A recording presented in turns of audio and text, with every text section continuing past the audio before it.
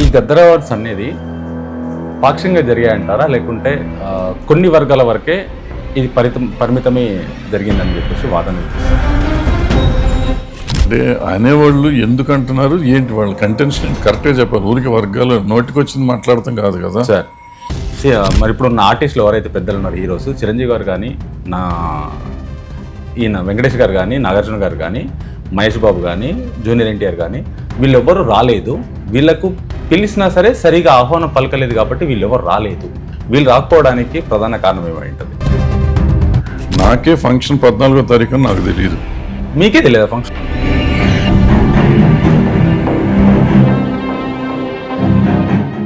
హీరోగా 4 సినిమాలు చేసి 2 సినిమాలు హిట్ కొట్టిన వాళ్ళ పరిస్థితి ఇలా ఉంటే మిగతా వాళ్ళ పరిస్థితి? అడిగేవాళ్ళని అడిగేది ఏంటంటే ఇండస్ట్రీ అంటే ఎవరు మీ ఉద్దేశంలో? ఆ 10 మంది హీరోలు, 10 మంది డైరెక్టర్లు, 10 మంది ప్రొడ్యూసర్లు అనుకుంటే రాహుల్ సిప్లిగంజ్ గారు అక్కడ దాకా ఆస్కార్ అవార్డు దాకా వెళ్ళి వచ్చిన వ్యక్తి. ఆ అబ్బాయి కూడా మీరు ఏమన్నా ఇవ్వాల్సింది అని చెప్పేసి స్టేజ్ మీద మాట్లాడారు సీఎం గారు. దీంట్లో లోపము ఎఫ్డిసి కమిటీది అంటారా? హైదరాబాద్ పిల్లోడు రాహుల్ సిప్లిగంజ్ ఓల్డ్ సిటీ నుంచి అద్భుతంగా ఆస్కార్ అవార్డు వరకు రాణించారు. ఈ వేదిక మీద మా మధ్యాహ్నం ఏమి ఇచ్చినట్టు లేడు. అవార్డు వచ్చింది కాబట్టి ఇవ్వాలని రూల్ ఎక్కడన్నా ఉందా? ఏ ప్రభుత్వం ఈ సినిమా ఇండస్ట్రీకి పర్ఫెక్ట్గా చేయగలిగింది అంటే టీడీపీ ఉన్నప్పుడా, కాంగ్రెస్ ఉన్నప్పుడా? ఇవి రెండే ఉన్నాయి మనకి. కాంగ్రెస్ ఇప్పుడు ఎట్లా ఉంటుందంటే ప్రతిదానికి నేను తప్పు చేస్తాను సార్, నా తప్పును కప్పిపుచ్చుకుంటే నువ్వు చేసిన తప్పు అని చెప్తా ఉంటాను నేను. ఇప్పుడు చంద్రబాబు నాయుడు గారు ప్రభుత్వం వచ్చిన తర్వాత అయినా సరే దీంట్లో ఇండస్ట్రీకి సంబంధించిన వ్యక్తి పవన్ కళ్యాణ్ గారు, పార్టీ స్థాపించింది ఎన్టీ రామారావు గారు. ఇండస్ట్రీకి సంబంధించిన వ్యక్తులు బాలకృష్ణ గారు ఉన్నారు, పవన్ కళ్యాణ్ గారు ఉన్నారు, అక్కడి నుంచి ఉన్న వ్యక్తులు ఉన్నారు. ఎందుకంటే ఆయన బీజం నుంచి వచ్చింది. కానీ ఇండస్ట్రీ కోసం ప్రధానంగా చేయాల్సిన వ్యక్తి ఇప్పటిదాకా చేయకపోవడానికి ప్రధాన కారణం. అసలు ఇండస్ట్రీకి ఏం చేయాలండి? మీ ఉద్దేశంలో ఇండస్ట్రీకి ఏం చేయాలనుకుంటున్నారు? అసలు ఇండస్ట్రీ అంటే కొంతమంది ప్రతి దానికి ఇండస్ట్రీ నుంచి కానీ, ఫెడరేషన్ నుంచి కానీ, ఛాంబర్ నుంచి కానీ ఎవరు స్పందించరు ప్రజల సమస్యకు. ఎందుకు ప్రజల సమస్యకి ఎందుకు స్పందించలేదు? ఏం చెప్పలేము. ఎందుకు స్పందించలేదు అని ఎవరు చెప్తారు? మీరు ఎట్లా చెప్పారు? 100 కోట్లు ఆస్తున్నప్పుడు దీనికి ఒక 2 కోట్లు 3 కోట్లు ఒక 10 కోట్లు ఖర్చు అవుతుండొచ్చు. 100 కోట్లు 10 కోట్లు ఖర్చు అయినా సరే జనాల డబ్బు జనాలకు పెట్టిన వాళ్ళం అవుతాం కదా. వీళ్ళు ఇలాంటివి ఎందుకు చేయరు? పుణ్యానికి మీరు ఎవరన్నా టికెట్ కొనకుండా నాకు పైసలు ఇంటికి పంపిస్తారా? ఏ హీరో కన్నా పంపించుకోండి, ఏ ప్రొడ్యూసర్ కన్నా. మరి ఇంకేంటంటే మీరు ఏదో మేము ఇచ్చాం మీరు ఇచ్చేది ఏంటి? మేము ఎంటర్టైన్మెంట్ ఇస్తున్నాం, మీరు డబ్బులు ఇస్తున్నారు. లోపం ఎక్కడ జరుగుతుంది సార్? సినిమా తీయటమే లోపం. సినిమా తీయడమే లోపం. మాకు తీట ఉండటమే లోపం. నేను సినిమా తీయాలని తీటుంటాం లోపం. అది ఈ వ్యవస్థ ఎంతవరకు కరెక్ట్? సింగిల్ థియేటర్లను చంపేయడం ఎంతవరకు కరెక్ట్? ఎవరు చంపేస్తున్నారండి?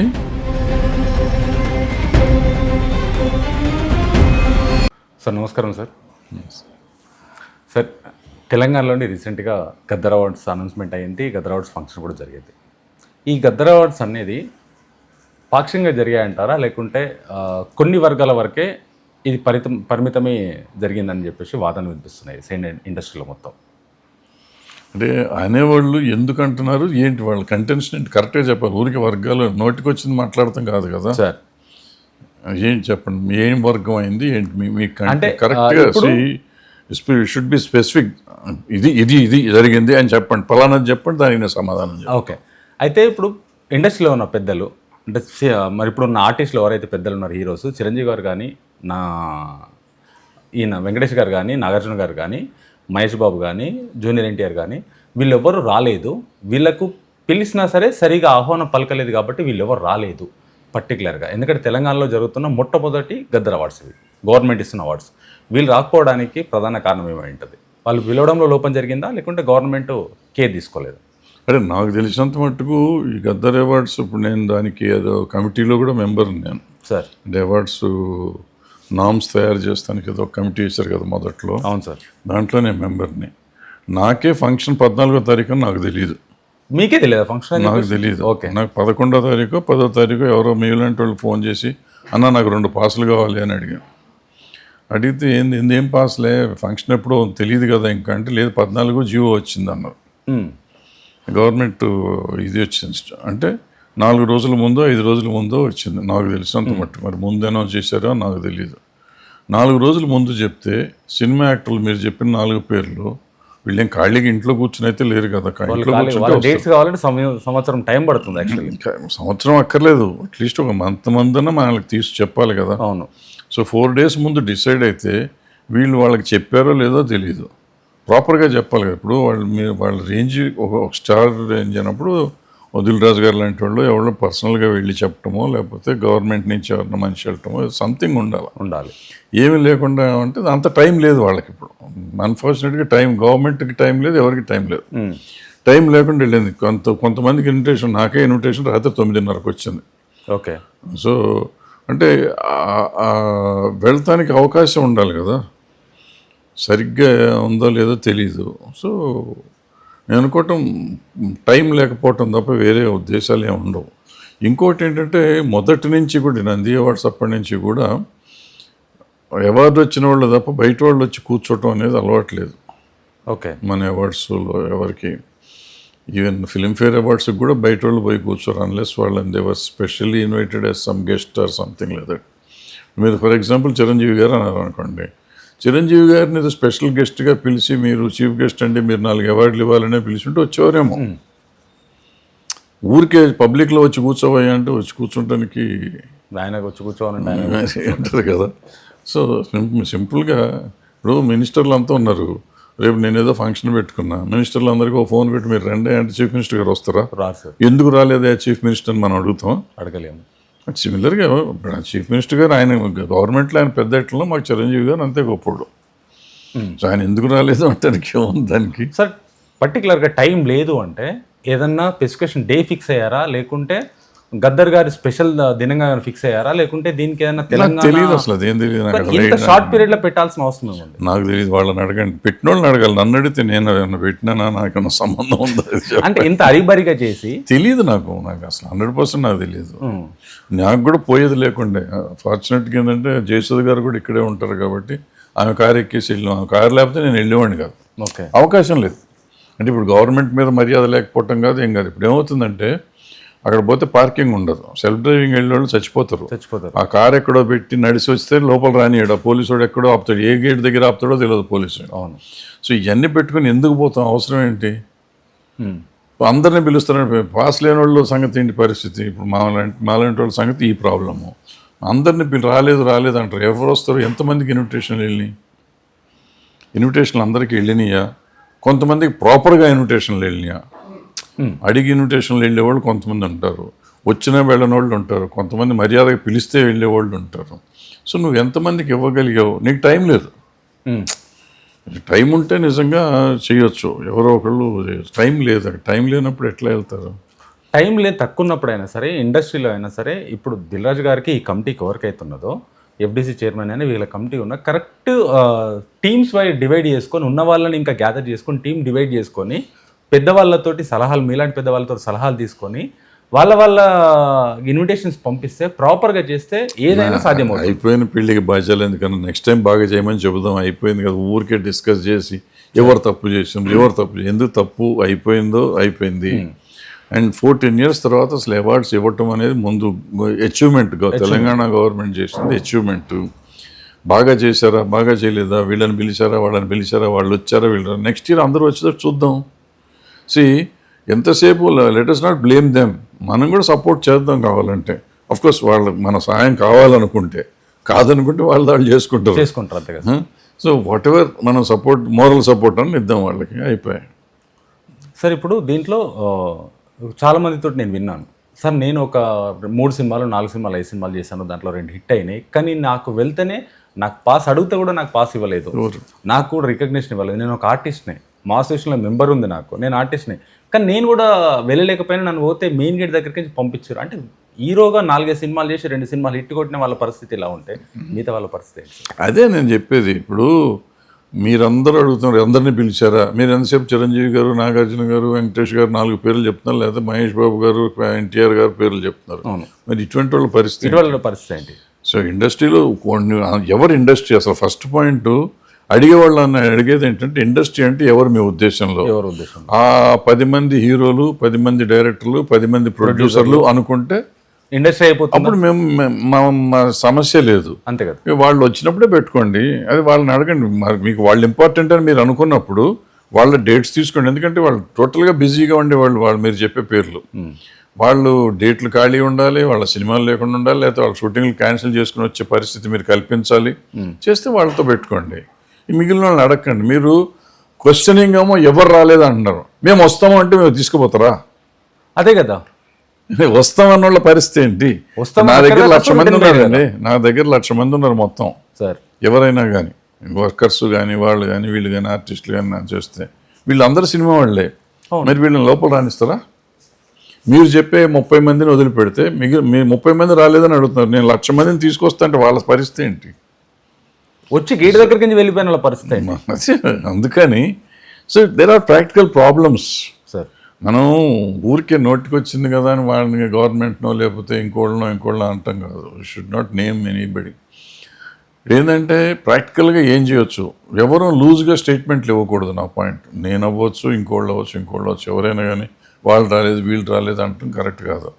ఆ సర్కమ్స్టాన్సెస్ ఏంటి, పలానా వాళ్ళు రాలేదంటే సర్కమ్స్టాన్సెస్ ఏంటి, వాళ్ళు మనం పిలిచారా పిలవలేదా మనకు తెలియదు. ఓకే, తెలియకుండా మనం ప్రతిదాని మీద మనం బాణం వేసేసి కూర్చోటం, ఏదో యూట్యూబ్లో మనకి నెంబర్లు వస్తాయి కదా అని అందరి పేర్లు ఎత్తేసి చెప్పేస్తే కరెక్ట్ కాదు.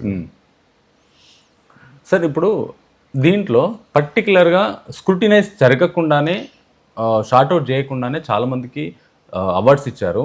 దీనికంటే అసలు కష్టపడ్డ ఫిలిమ్స్ కానీ కష్టపడ్డ హీరోస్ కానీ వీళ్ళకు రికగ్నిషన్ దక్కలేదు, ఆర్టిస్టులకు కానీ టెక్నీషియన్స్ కానీ పర్ఫెక్ట్గా రికగ్నిషన్ దక్కలేదు అని చెప్పేసి మనము సీఎం గారు నోటి వారాన్ని వినొచ్చు. రాహుల్ సిప్లిగంజ్ గారు అక్కడి దాకా ఆస్కార్ అవార్డు దాకా వెళ్ళి వచ్చిన వ్యక్తి, ఆ అబ్బాయి కూడా మీరు ఏమన్నా ఇవ్వాల్సింది అని చెప్పేసి స్టేజ్ మీద మాట్లాడారు సీఎం గారు. దీంట్లో లోపము ఎఫ్డీసీ కమిటీది అంటారా? లోపమే ఉందబ్బా, రాహుల్ సిప్లిగంజ్కి ఆస్కార్ అవార్డు వచ్చింది కాబట్టి ఇవ్వాలని రూల్ ఎక్కడన్నా ఉందా? ఇవ్వాలని రూల్ ఏం లేదు కదా. ఇవ్వాలంటే ఇవ్వక్కర్లేదంటే ఇవ్వక్కర్లేదు. ఫస్ట్ పాయింట్, ఇది గద్దర్ అవార్డ్స్ స్టేజ్, అది అవును. గద్దర్ అవార్డ్స్కి ఆస్కార్కి సంబంధం లేదు.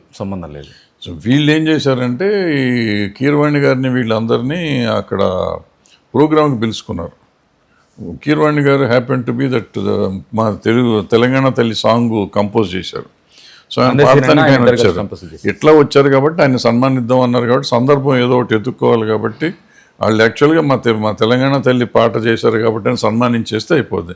అది చేస్తే చంద్రబోస్ని చేయలేరు. సో ఇద్దరిని కలిపి ఆస్కార్ అవార్డు అని ఒక మాట చెప్పి రెండు బొకేలు ఇచ్చారు, ఏమి పెద్దగా చేయలే. సో పిలిచినప్పుడు కావాలంటే సిప్లిగంజ్ కూడా పిలిచి ఆయనకు కూడా ఇంకో బొకే ఇస్తే అయిపోతుంది. సో ఇవ్వలేదు. ఆ సిప్లిగంజ్ని పిలిచినప్పుడు ఆ రెండు కీరవాణి కొడుకు అనుకుంటా పాడింది, ఇంకో ఆయన కూడా పిలిచి నలుగురికి ఇచ్చేస్తే అయిపోతుంది. ఇవ్వలేదు. సో ఇప్పుడు ప్రతిదాన్ని మనం కోడిగుడ్డు మీద ఈకలు వీకినట్టు వీకుతుంటే అది కరెక్ట్ కాదు. ఇకపోతే అందరికీ ఇచ్చారా ఇవ్వలేదా అంటే ఇక్కడ ప్రాబ్లం ఏంటంటే గద్దర్ అవార్డ్స్ వరకు సినిమాలన్నీ పర్ఫెక్ట్గా చూసి ఇచ్చారు. ఓకే, అది తప్పిచ్చారా ఒప్పించారా అనేది జ్యూరీని ఒకసారి సెలెక్ట్ చేసినాక వాళ్ళు ఇచ్చిన దానికి మనం అవాయిడ్ అయ్యి ఉండాలి. తప్పు ఒప్పుల గురించి మాట్లాడాలంటే అది వేరే డిబేట్. అది మిగిలిన 10 సంవత్సరాలు అవార్డులు ఇవ్వటం అనేది తప్పు, అసలు పెద్ద బూత్ అది ఇవ్వనే కూడదు. వాళ్ళు 10 సంవత్సరాల సినిమాలు చూస్తానికి వీళ్ళకి టైం లేదు, వీళ్ళు చూడలేదు, 100% చూడలేదు. చూడకుండా వీళ్ళు ఇష్టం వచ్చిన పేర్లు రాసి సినిమాలు అవార్డులు ఇచ్చారు. దాంట్లో జ్యూరీ అవార్డులు కూడా ఇచ్చారు. అది తప్పు. అసలు ఆ కమిటీ వేయటం తప్పు, ఆ అవార్డులు ఇవ్వటం తప్పు, అనౌన్స్ చేయటం తప్పు. అది గవర్నమెంట్ చేసిన తప్పు. అది దాని గురించి మనం అదే అయిపోయింది. ఏదైనా కానీ మంచి ఉద్దేశం అయితే ఉంది. తెలంగాణ వచ్చినాటి నుంచి మనకున్న సినిమాలు చేసిన వాళ్ళందరికీ ఇద్దాం అనే ఆలోచన అయితే మంచిది. అది ఒక్కొక్క సినిమాకి ఇచ్చి కొంచెం మన వాళ్ళకి చూసుకుంటే బాగుంటుండే. బట్ అది ఎవరి ఐడియానో ఎందుకు వచ్చిందో తెలియదు. మేము కమిటీలో ఉన్నప్పుడైతే పెద్ద డిస్కషన్ లేకుండా అది మేము అన్నీ అనౌన్స్ అయిపోయింది, మా నామ్స్ అన్నీ ఫిక్స్ చేసి వచ్చేసినాక అది ఎవరో తర్వాత అనౌన్స్మెంట్ చేసేటప్పుడు అది కలిపి చేశారు. సో ఎవరు చేసినా తప్పులేదు. ఇప్పుడు మన దగ్గర ఉన్న వాళ్ళకి మనం ఎంకరేజ్ చేద్దాం అనుకోవటం తప్పులేదు. అది ప్రాపర్గా జరగలేదు, మెటీరియలైజ్ అవ్వలేదు అనేది అని చెప్పేసి. ఎందుకంటే ఇదే విషయంలో కూడా ఇప్పుడు బాగా యూత్లో కానీ పల్లెటూళ్ళలో కానీ చాలామందికి వినిపిస్తున్న మాట గురించి అడుగుతాను సార్. గద్దర్ దగ్గర చిన్నప్పటి నుంచి ఉన్న అమ్మాయి సింగర్ అమ్మాయి, ఆ అమ్మాయికి గద్దర్ దగ్గరనే ఉండి పాటలు పాడి అన్నీ చేసిన అమ్మాయికి, మధుప్రియకి సినిమాలో పాడింది, మంచి హిట్ అయింది, మంచి పేరు వచ్చింది అమ్మాయికి. అమ్మాయి కూడా ఏదైనా అప్రిషియేషన్ వచ్చి ఉంటే బాగుండేది, ఆ అమ్మాయికి రాకపోవడం, మా తెలంగాణ వాళ్ళకి ఇవ్వకపోవడం చాలా ఇది అన్యాయం అని చెప్పేసి ప్రజలు మాట్లాడుతున్నమాట ఇది. ఈ బేసిక్ ఇక్కడ ప్రాబ్లము మనం అర్థం చేసుకోవాల్సిన ప్రాబ్లం ఏంటంటే ఈ అవార్డులు దేనికి ఇస్తున్నాం, ఈ అవార్డులు ఏంటి ఇస్తున్నాం. ఇప్పుడు అదే ఈ 10 years అని ఎప్పుడైతే కన్ఫ్యూజన్ మీరు చేశారో ఇవన్నీ వస్తాయి. ఈ సమస్యలు మీరు అడుగుతున్న సమస్యలన్నిటికీ సమస్య వస్తుంది. మీరు ఆ 10 years లేకుండా ఓన్లీ గదర్ అవార్డ్స్ 24, 25 అన్నారు అనుకో, ఈ సమస్య లేదు. ఈ లేనిపోని పంచాయతీ తెచ్చిపెట్టుకున్నారు వీళ్ళ నెత్తి మీద. అంటే సంవత్సరానికి 200 నుంచి 250 సినిమాలు రిలీజ్ అవుతాయి సార్. సంవత్సరానికి రిలీజ్ అయినప్పుడు అన్ని సినిమాలు షార్ట్ అవుట్ చేయాలి. అంటే సక్సెస్ అయిన 10% పెట్టుకున్నా కానీ 20 సినిమాలు అంటే 10 సంవత్సరాలు పెట్టుకుని 200 సినిమాలు చూడాలంటే చూడాలి. ఈ వీళ్ళకున్న మా సినిమా పలాస ఇవ్వాల్సి ఉండే 2000లోనూ 2001లో రిలీజ్ అయింది, మరి ఇవ్వలేదు. అంటే ఇవ్వలేదంటే ఎందుకు ఇవ్వలేదు, నేను అప్లై చేయలేదు కదా అని నేను అనుకుంటున్నా. ఇప్పుడు మొన్న తెలిసింది ఏంటంటే అప్లికేషన్ లేదట, వాళ్ళు డిసైడ్ చేసిండ్రట. ఇది కొత్తగా విన్నా నేను, నాకు తెలియదు నిజంగా అప్లై చేయాలని. అప్లై చేయాలి సినిమాలకు అప్లై చేశారంట. ఎందుకంటే నిన్న యాడ సత్యనారాయణ గారికి ఆ సినిమాకి అవార్డు వచ్చింది. దీనికి రజాకార్ మూవీకి. రజాకార్ కొత్త సినిమా కదా, కొత్త సినిమాకు అప్లై చేసుకుంటేనే వస్తుంది. ఈ 10 సంవత్సరాలకి అప్లై చేయలేదని విన్నాను. దీనికి అప్లై చేయాలి. దీనికి దీనికి 2024-25 అప్లికేషన్ అదే కంప్లీట్ పెట్టుకుంటే అయిపోయింది కదా సార్. 24-25 పెట్టుకుంటే అయిపోయింది కదా. అదే నేను చెప్తున్నా, అదే చేయాలి. ఇది చేయకూడదు. ఏదో చేశారు పాపం, ఏదో మా ఉద్దేశం మంచిదే కదా. ఇప్పుడు పొరపాట్లు అందరూ చేస్తూ ఉంటారు. పొరపాటు చేసిన దాన్ని గుచ్చి చూపించడం కంటే భవిష్యత్తులో చేయకుండా వాళ్ళని చేసేటట్టు చెప్పడం, అలర్ట్ చేయటం కరెక్ట్ కదా, చేద్దాం. సో మనం మాట్లాడేది వాళ్ళకి ఎవరికన్నా విని నెక్స్ట్ టైం తప్పులు చేయకుండా ఉంటారేమో చూద్దాం. సార్ ఇది ఇలాగుంటే ఆంధ్రప్రదేశ్ ప్రభుత్వం తెలంగాణ డివైడ్ అయిన తర్వాత కానీ తెలంగాణలో ఏదో విధంగా ఇక్కడ సినిమా ఇండస్ట్రీ మొత్తం తెలంగాణలో ఉంది. ఆంధ్రప్రదేశ్ వెళ్ళినా షూటింగ్ చేసుకొచ్చినా సరే తెలంగాణలో ఉంది. 50 సంవత్సరాల ప్రస్థానం, 70 సంవత్సరాల ప్రస్థానం మన తమిళనాడు నుంచి తెలంగాణకు తరలి వచ్చిన తర్వాత ఇక్కడ ఉన్నప్పుడు ప్రభుత్వం ఈ సినిమా ఇండస్ట్రీకి పర్ఫెక్ట్గా చేయగలిగింది. అంటే టీడీపీ ఉన్నప్పుడా, కాంగ్రెస్ ఉన్నప్పుడా? ఇవి రెండే ఉన్నాయి మనకి ఇప్పుడు. కాంగ్రెస్ ఉన్నప్పుడే. అంటే టీడీపీ మన ఎన్టీ రామారావు గారు సినిమా ఇండస్ట్రీ నుంచి వచ్చి లీజెండ్, ఆయన ఏం చేయలేకపోయారా? ఆయన వచ్చినప్పుడు స్లాబ్ సిస్టమ్ ఏదో పెట్టారు. ఆ స్లాబ్ సిస్టమ్ మంచిదని కొంతమంది అంటారు, నాశనం అయిపోయిందని కొంతమంది అంటారు. దాని మీద డిబేట్ అది మళ్ళీ వేరు. ఓకే, అది సినిమా ఇండస్ట్రీగా మార్పు తెచ్చింది ఆయన, అది ఒకటే. మార్పు తెచ్చింది అది ఒకటే. ట్యాక్సేషన్ బెటర్ అయింది ఒక రకంగా. దానివల్ల ఏంటంటే ట్యాక్సేషన్ బెటర్ అయింది. ఎందుకంటే ట్యాక్స్ ఎవేజన్ ఎక్కువ ఉండే సినిమా థియేటర్స్లో అప్పట్లో. దానికి ముందు ఎన్టీ రామారావు గారికి ముందు ట్యాక్స్ ఎవేజన్ ఎక్కువ ఉండేది. ఆ ట్యాక్స్ పైసలు క్యాష్లో తీసేసుకునేవారు. ఇది వచ్చి ఫిక్స్డ్ అమౌంట్ పెట్టినాక షేర్లు పెరిగినాయి, వచ్చినాయి. బట్ సినిమాలు చచ్చిపోవటం, కొంత స్లోగా డిటీరియేట్ అవ్వటం కూడా మొదలైంది. రకరకాల సమస్యలు. దానికి ఏంటి సమస్య, ఎన్టీ రామారావు గారు పెట్టిన రూల్ కాదు. మనలో తప్పులు ఉన్నాయి, వాళ్ళలో తప్పులు ఉన్నాయి, రూల్లో తప్పు ఉంది, మనలో తప్పు ఉంది, రకరకాలుగా ఉన్నాయి అన్నీ. ఇప్పుడు ఎట్లా ఉంటుందంటే ప్రతిదానికి నేను తప్పు చేస్తాను సార్, నా తప్పును కప్పిపుచ్చుకుంటే నువ్వు చేసిన తప్పు అని చెప్తా ఉంటాను నేను. వాస్తవం సార్. ఇది మన కప్పిపుచ్చడానికి ఎదుటోని తప్పుగా చూపించడమే ఇప్పుడున్న సమాజంలో జరిగేది. ఎన్టీ రామారావు గారు ఆ రోజు స్లాబ్ సిస్టమ్ ఎందుకు పెట్టారు? తప్పు జరుగుతుందని తెలుసు. ఆయన producer, distributor, director, producer, cinema చాలా తీశారు. సో వాళ్ళకి ఎక్కడ పోతున్నాయి ఎక్కడ వస్తున్నాయి అని తెలుసు. సో దాంట్లో ఏంటంటే గవర్నమెంట్కి నష్టం రాకుండా గవర్నమెంట్కి ఒక ఫిక్స్డ్ అమౌంట్ వస్తానికి ఒక పద్ధతి స్లాబ్ సిస్టమ్ అని పెట్టారు. దానివల్ల సినిమాలకు కూడా బెటర్ అయింది. ప్రొడ్యూసర్లు లాభం వచ్చే వాళ్ళకి చాలా లాభాలు వచ్చినాయి. దాంతోనే రేట్లు పెరగటం మొదలైనవి, రెమ్యునరేషన్స్ పెరగటం మొదలైనవి. ఇవాళ స్లాబ్ సిస్టమ్ వల్ల రామారావు గారు నాశనం చేశారనే వాళ్ళు చాలామంది ఉన్నారు. ఓకే, బట్ దానివల్లే ఇవాళ 100 కోట్లు 1000 కోట్లు తీసుకుంటున్నారంటే రామారావు గారు అదో స్లాబ్ సిస్టమ్ పెడతాం వాళ్ళు సార్. కానీ ఎవరైతే టెక్నీషియన్స్ ఉన్నారో వీళ్ళకు పర్ఫెక్ట్గా ల్యాండ్స్ ఇవ్వడం కానీ లేకుంటే న్యాయం జరగడం కానీ ఎవరున్నప్పుడు వైఎస్ రాజశేఖర రెడ్డి గారు ఉన్నప్పుడు, ఆయన ఉన్నప్పుడు న్యాయం జరిగిందంటారా? లేదండి, ల్యాండ్లు ఇచ్చిందంతా ఆయన విజయభాస్కర్ రెడ్డి గారు, విజయభాస్కర్ రెడ్డి గారు, అంతమంది చెన్నారెడ్డి గారు. ఓకే, ప్రభుత్వం మాత్రం కాంగ్రెస్ ప్రభుత్వంలో. ఏది జరిగినా కాంగ్రెస్ ప్రభుత్వం. తర్వాత రాజశేఖర రెడ్డి గారు ఉన్నప్పుడు చిత్రపురికి గవర్నమెంట్కి 10 కోట్లు కట్టాల్సి ఉండే, ఏది హెచ్ఎండిఏకి. అది ఆయన రిబేట్ ఇచ్చారు సార్. సో ఎప్పుడున్నా కానీ కాంగ్రెస్ ప్రభుత్వమే చేసింది, ఏం చేసినా కానీ. ఇప్పుడు తెలుగుదేశం ప్రభుత్వంలో మాకు 22 years బ్యాక్ అవార్డ్స్ డబ్బులు రావాలి, సబ్సిడీలు రావాలి, ఇంత మట్టుకు రాలా. మొన్న ఒక కేసుకి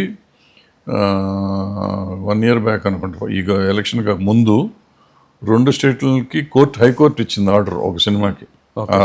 23 years బ్యాక్ సినిమాలకి ఇస్తే 40-60% చొప్పున ఇవ్వమంటే 2 స్టేట్లు ఇచ్చినాయి పైసలు ఒక సినిమాకి.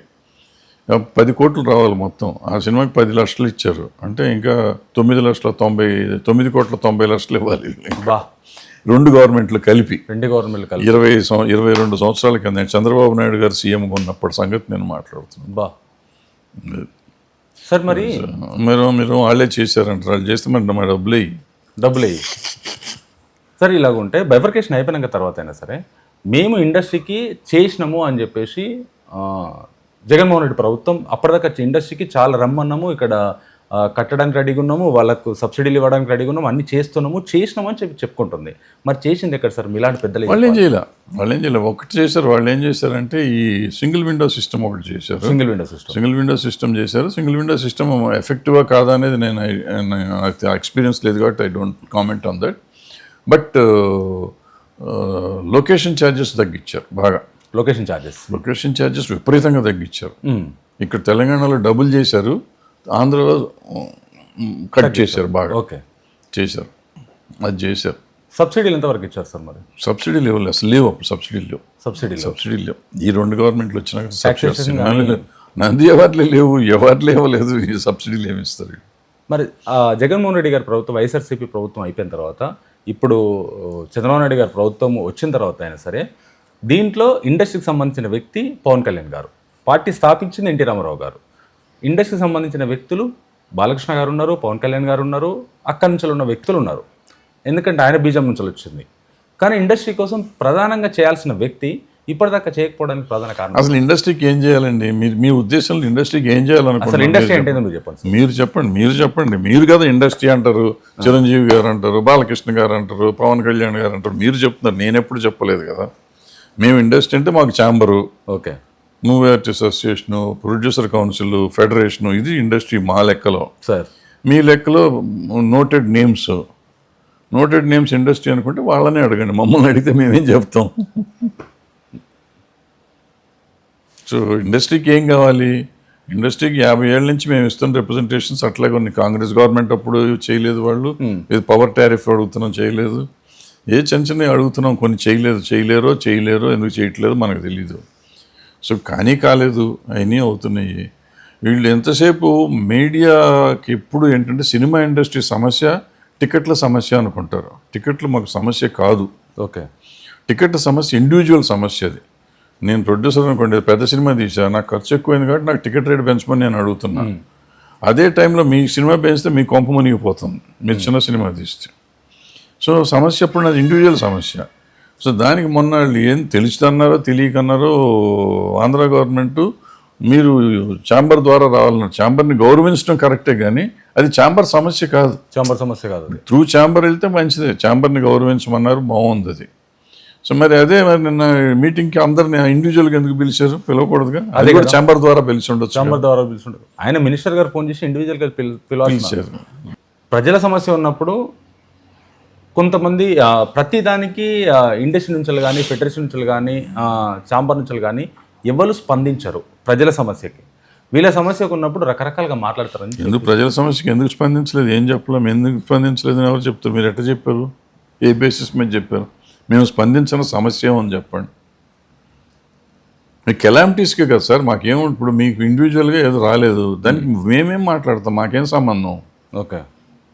మా సంబంధం మాకు అందరూ కావాల్సిన వాళ్ళే. 2 రాష్ట్రాలు కావాలి, 2 ప్రజలు కావాలి. సో ప్రజలకి టోటల్గా ఏదైనా కెలామిటీ వచ్చిందంటే డెఫినెట్గా ఇండస్ట్రీ స్పందిస్తుంది. కరువులు వచ్చినప్పుడు ఉంది, వరదలు వచ్చినప్పుడు ఉంది, ఏది జరిగినా ముందు మేము ఉన్నాము. ఇంకేం కావాలి? ఇంకేదో చేయలేదంటే ఏం చేయాలి? అంటే ఇండస్ట్రీలో ఇప్పుడు ప్రొడ్యూసర్స్ అయినా, డైరెక్టర్లు అయినా, హీరోలు అయినా సరే సినిమా తీసి ఇంత పైకి ఎదిగి ఇంత డబ్బు సంపాదించడానికి ప్రధాన కారణం మీ దగ్గర టాలెంట్ ఉండొచ్చు, యాక్టింగ్ చేసే క్యాపబిలిటీ ఉండొచ్చు, అన్నీ ఉండొచ్చు. కానీ ఫైనల్గా డిపెండ్ అయ్యేది ప్రజలపైనే. ప్రజలు టికెట్లు కొని థియేటర్కి వచ్చి సినిమా చూస్తేనే మీకు అది వచ్చేది అని చెప్పేసి ఉంటుంది. కానీ చాలామంది ఏమంటారంటే ఏదన్నా సమస్య వచ్చినప్పుడే స్పందిస్తారు.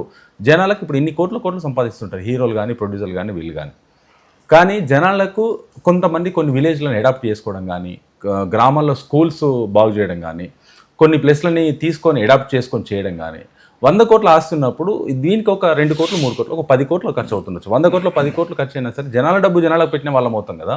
వీళ్ళు ఇలాంటివి ఎందుకు చేయరు? జనాల డబ్బులు ఏంటి సార్? జనాల డబ్బులు ఏంటి నాకు అర్థం కాదు. Are we not giving entertainment? మీరు 2 hours మేము హార్డ్ కోర్ ఎంటర్టైన్మెంట్ ఇస్తేనే కదా నాకు డబ్బులు ఇస్తారు. ఫ్రీగా ఇస్తున్నారా? పుణ్యానికి మీరు ఎవరన్నా టికెట్ కొనకుండా నాకు పైసలు ఇంటికి పంపిస్తారా? ఏ హీరో కన్నా పంపించరు, ఏ ప్రొడ్యూసర్ కన్నా. మరి ఇంకేందంటే మీరు ఏదో మేము ఇచ్చాం మీరు ఇచ్చేది ఏంటి? మేము ఎంటర్టైన్మెంట్ ఇస్తున్నాం, మీరు డబ్బులు ఇస్తున్నారు. మీరు ఇప్పుడు గవర్నమెంట్కి ట్యాక్సులు కడుతున్నారు కదా, మరి గవర్నమెంట్ని అడగండి. ట్యాక్సులు కడుతున్నాం, మనకి ఏమి వస్తున్నాయి ఫెసిలిటీస్? ఇక్కడ ఉచ్చకెళ్తే పైసలు, సులభలోకి వెళ్తే 5 రూపాయలు కట్టమంటున్నారు. ఈ దేశంలో మనం ఉచ్చబోస్తానికి లేదు. మంచినీళ్ళు కావాలంటే థియేటర్కి వెళ్తే 80 రూపాయలు మంచినీళ్ళు. ఇంత బాటిల్ ఇస్తాడు, అవును 80 రూపాయలు. ఇది అడగరు మీరు. ఇప్పుడు మేము టికెట్ డబ్బులు తీస్తే, సినిమా తీసి కోట్ల డబ్బులు ఖర్చు పెట్టి సినిమా తీస్తే అవి పైసా ఏరుకుంటుంటే ఆ పైసలు మాకు ఎందుకు ఇయ్యారని మీరు అడుగుతున్నారు. 100 కోట్లు 1,00,000 కోట్లు పోతున్న గవర్నమెంట్లో ఎవరు అడగరు. దానికి సంబంధం లేదు.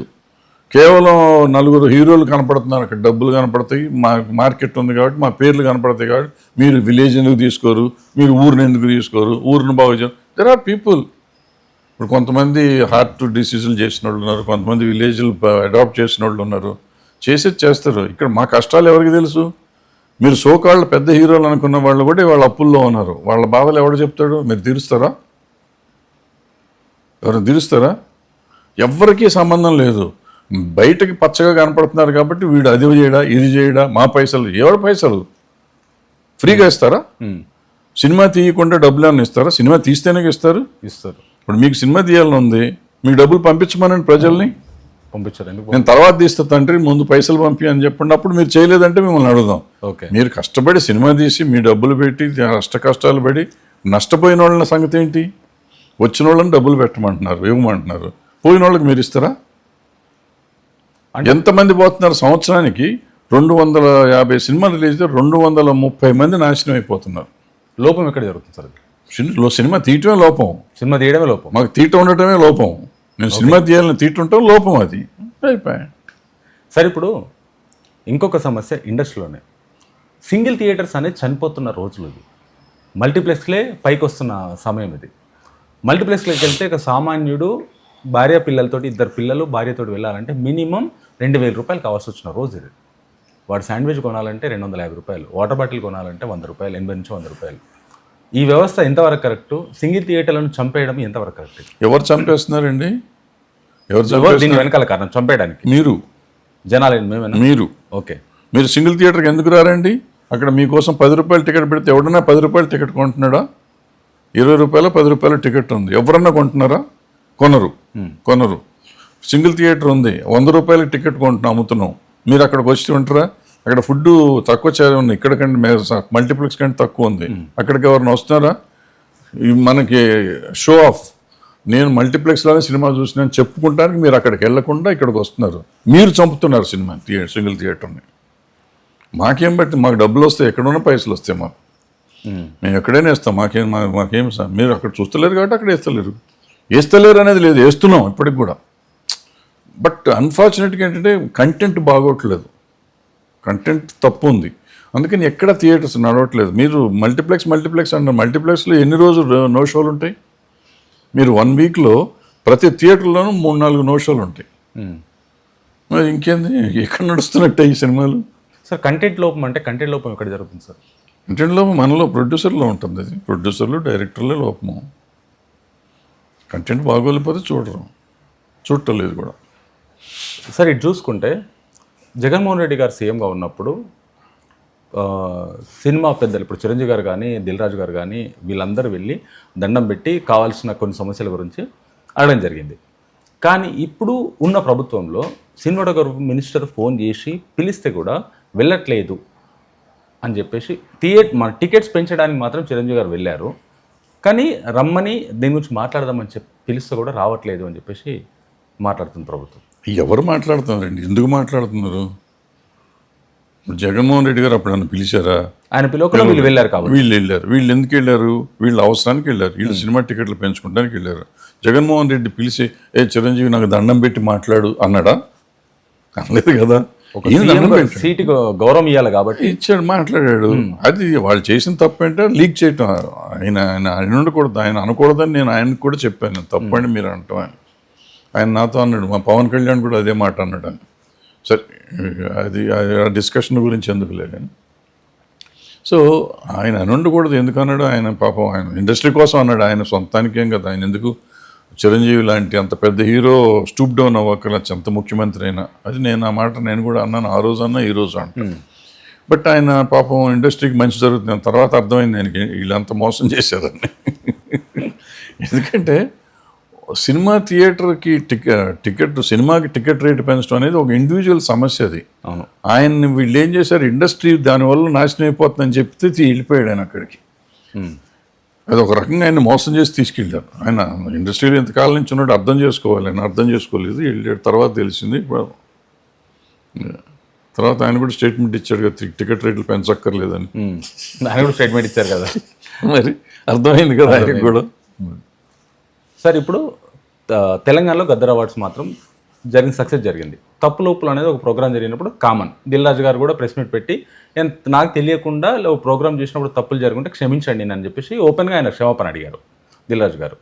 సరే, ఇది ఇలాగుంటే మరి ఆంధ్రప్రదేశ్ ప్రభుత్వంలో ఎప్పుడు అవార్డ్స్ అడగండి సార్, నన్ను అడిగితే నేను నా ప్రభుత్వంలో హైదరాబాద్లో ఉన్నాను. ఒక సీనియర్స్ కాబట్టి లేదండి, మనకు తెలియదు కదా. వాళ్ళు అప్లికేషన్ ఏమైనా పెట్టడం జరిగిందా?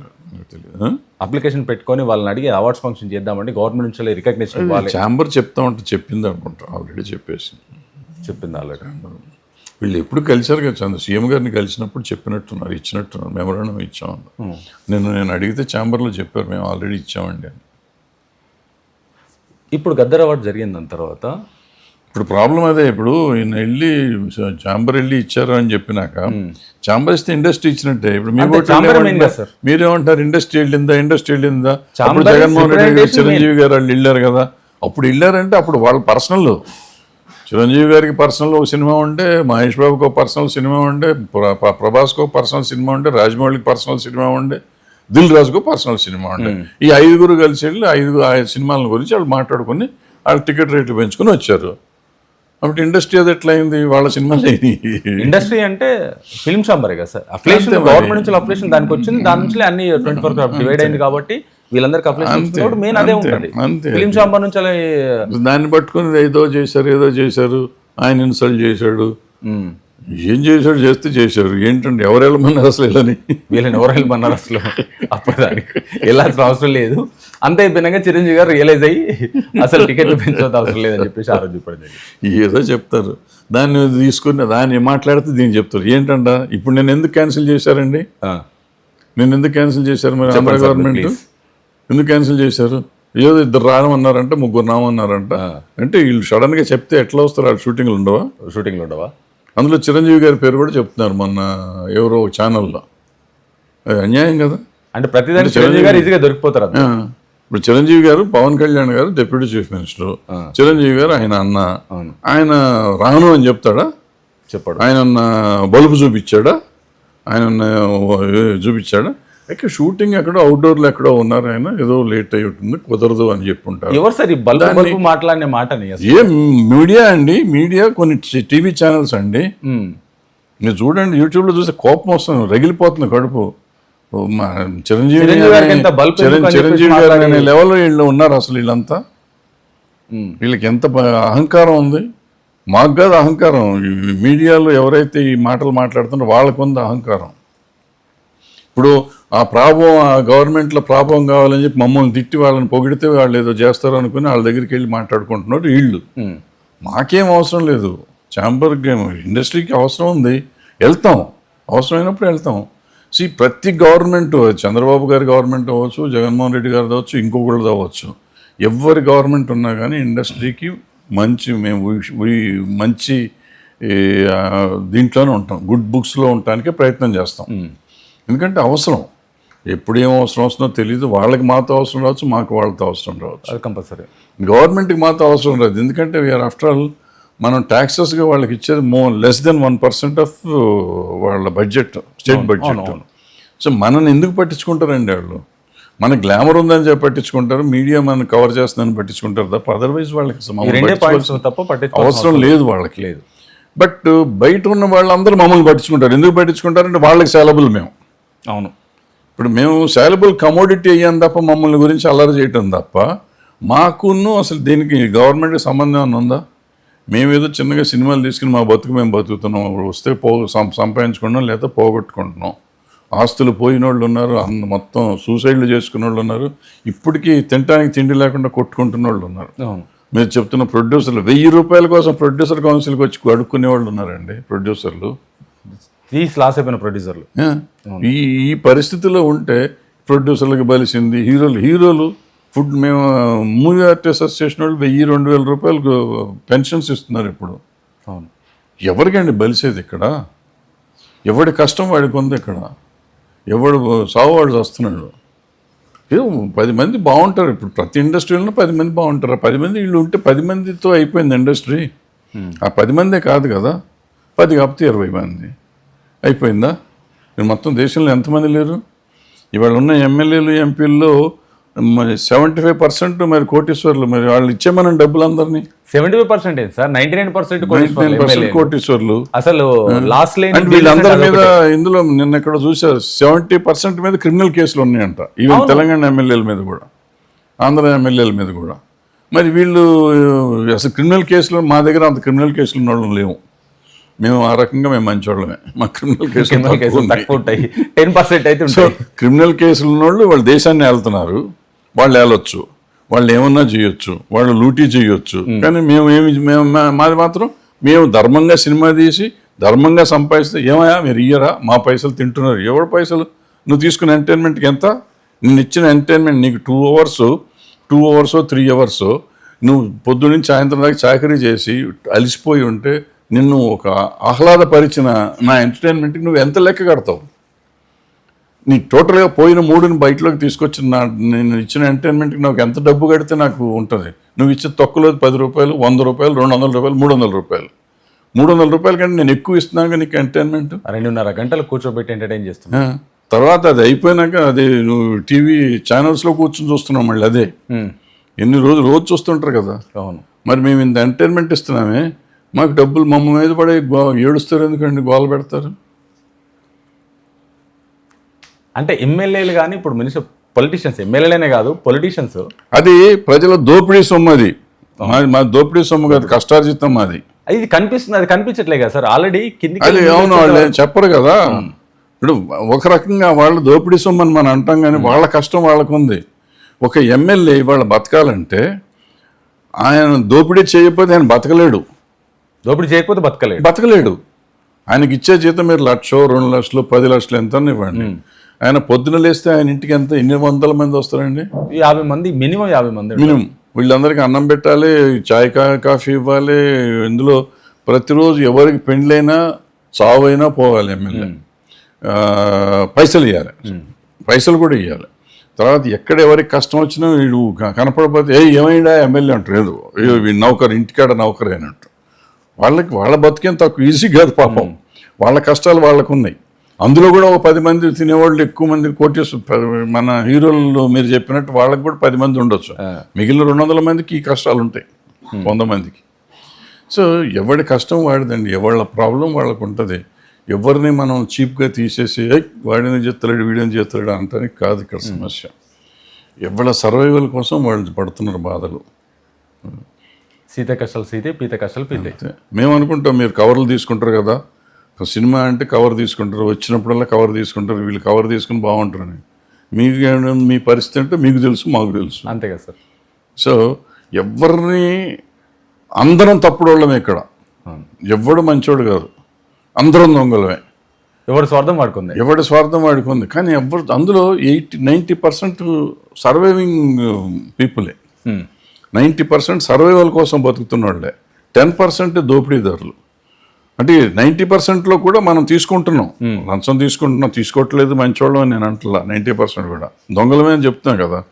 బట్ మన సర్వైవల్లోనే ఉంటున్నాం. అవును కదా సార్. ఆ 10% ఉంటున్నారు. అది ఇప్పుడు 99%. ఇప్పుడు మన అంబానీ అదానీ లెవెల్కి మనం అందరం వెళ్ళలేం కదా. వెళ్ళలేం కదా. అది వెళ్ళడానికి ఒక దారి కావాలి, దానికి ఒక స్ట్రాటజీ కావాలి. అంత స్ట్రాటజీ ప్లే చేయాలంటే వాళ్ళ లెవెల్కి వాళ్ళు దొంగతనం చేస్తే మన లెవెల్కి మనం దొంగతనం చేస్తున్నాం. సో దొంగతనం అనేది కామన్, ఎవరైనా అందరం దొంగలమే. అందరూ దొంగలే. సార్, మీరున్న బిజీ షెడ్యూల్కి చాలా వాల్యుబుల్ టైం మా కోసం కేటాయించారు. Thank you so much sir.